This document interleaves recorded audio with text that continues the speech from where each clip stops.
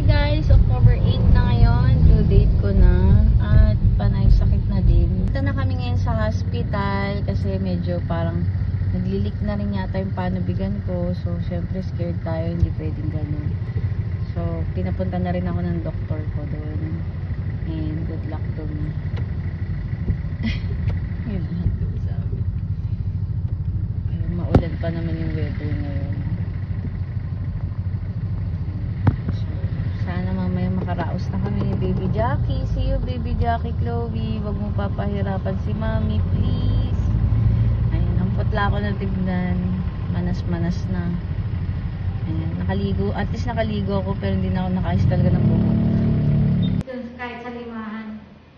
Para maagin ko. Pina-page ko naman yung maghahatid sa'yo sa libro ng buhay.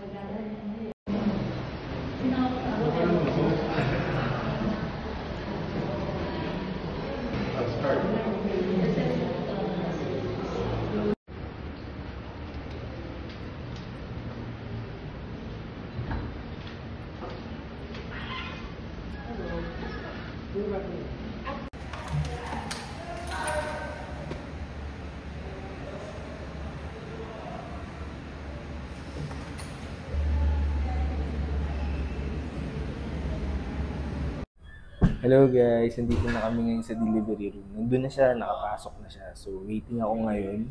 Ayan. Kasi lumabas si doktor, sabi 3 cm na daw. Kaya ngayon naghihintay ako dito ngayon sa waiting chair. Kaya ito, magmamas na muna tayo kasi bawal nga raw.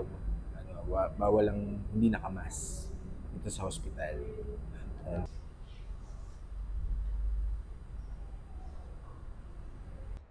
Kaya ito, 4:40 na ng hapon. So, nandito kami kanina is 11 o'clock ng umaga. So, titignan ko kung ano pang mangyayari mamaya kasi wala pang lumalabas.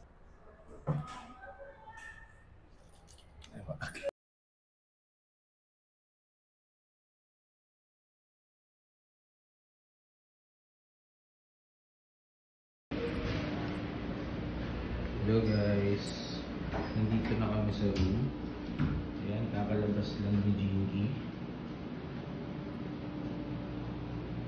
Ayan siya, natutulog. Papahinga lang. Good morning, Daddy Charles. Ito ba dito? Yes, puyat yan. Puyat? Yes. Makatulog sa hotel. Hospital? Hospital to. Akala niya nakabukang sa Tagaytay. Nasanay na. Grabe ka, tinernohan mo talaga yung mga bag natin. Nakita nga dito. Ay, no?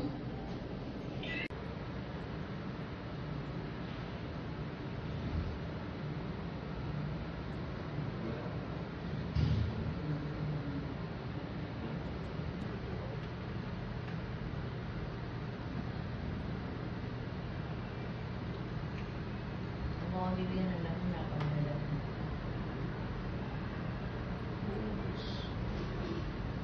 Ngayon na soft diet ka ha, pwede na yung malalampot sa init. Tapos nakausap ka na?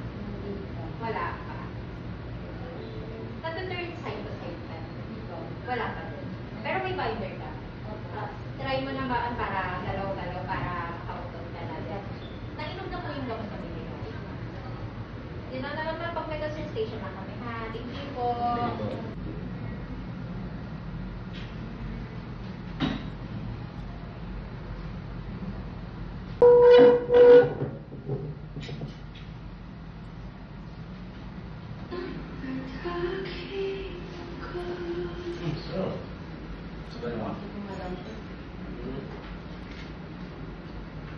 Hi mga lalabs! Update tayo. Wala pa dito ang person na to. Ayan, ang bagong panganak. It's day 3. Yan. Mabot kami ng day 3 dito sa hospital kasi nga na-CS ako. Emergency CS ang nangyari. Kasi ang balak ko lagi is normal delivery lang, di ba? Kaya ano tayo, nag-ready talaga ako sa parang mag-dirigma ako para susugod sa gera. Kaso yun nga nangyari.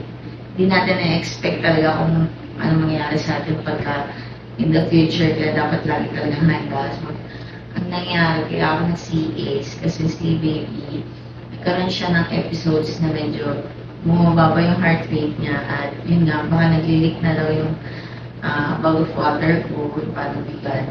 Kaya nag-akbo na kami dito sa hospital noong October 18 ng morning. Hindi na namin pinatagate.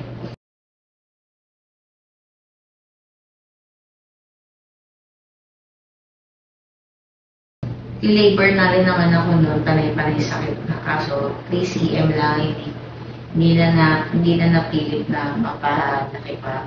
So, para ma-check na rin si baby agad kasi gano'n na nga yung heart rate niya. So, nag-aalala na rin ako. Alam niya lang, ang hirap mag-decide din. Pero, kailangan i-CS talaga. So, nag-CS, tapos nung sinabi ng doctor sa akin, naiyak ako. Kasi, hindi ko na-expect. Pero, kasama lang din yung loob ko para hindi siya. Ay, wala na pala siya dito. Nandun siya ngayon sa dito. Tapos ito nga, going home na kami. Ako actually. Pero si baby, kung makikita niya, wala siya dito sa room namin. Kasi nga, nasa Nico pa siya, under observation pa siya.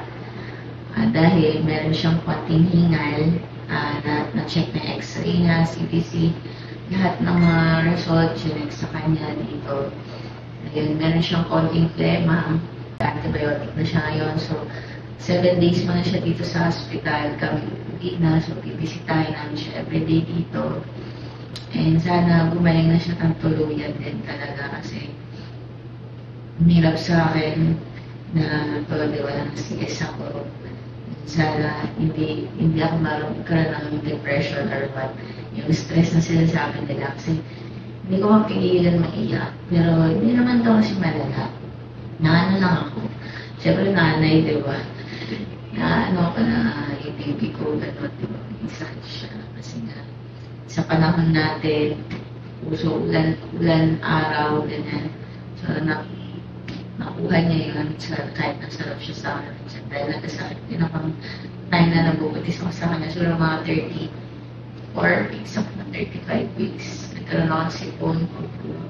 Kasi nga dahil sa panahon natin, tapos hindi ako masyado nakakapagpa-araw. Ayun, ang hirap din talaga. Kahit super alaga ka, kaso hindi mo expect yung mangyayari. Kaya yung experience ko na to sa second baby ko is kakaiba talaga kaysa sa una ko, lalo na 14 years yung gap na sinundan. So, naranasan ko yung normal delivery, naranasan ko yung cesarean delivery. So, ngayon, mag-adjust ako, magre-recover muna ako, so hindi tayo masyadong makakakilambot muna. Ayan, si baby muna ating sikasuhin ngayon at yan, pag-heal ko. Si Habi muna daw sasayaw. Thank you, Lord, kasi hindi na kami pinabayaan. Safe pa rin kami dalawa. Safe lang si baby kahit na meron siya ngayon na sakit pa. Ano naman siya ngayon, etong third day, nakita ko sa kanya is nagre-recover na siya. Hindi na siya naka-oxygen kasi naka-oxygen pa siya ng mga nakaraan dahil nakikita mo hinihingal siya. So, yun, ngayon ano na siya, pinapractice ng pala. Go, Jackie Chloe. Kaya mo yan. Mommy loves you, Daddy loves you, we love you. Sa gulong Okay, sir, saan pa? Sir, ikaw yung makapasok eh. Saan okay lang? Video lang naman. Video lang siya.